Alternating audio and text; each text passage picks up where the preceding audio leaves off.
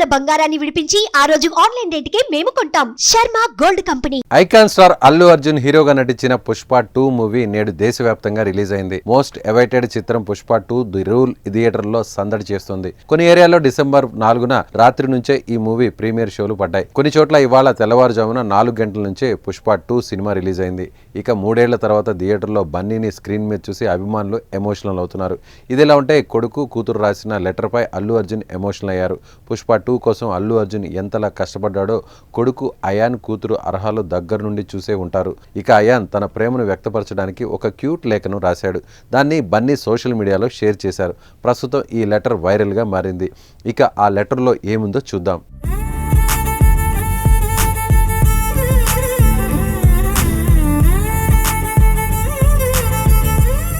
Dear నాన్న, నేను ఎంతో సంతోషంగా ఉన్నానో, ఎంత గర్వంగా ఫీల్ అవుతున్నానో చెప్పడానికి ఈ లెటర్ రాస్తున్నాను.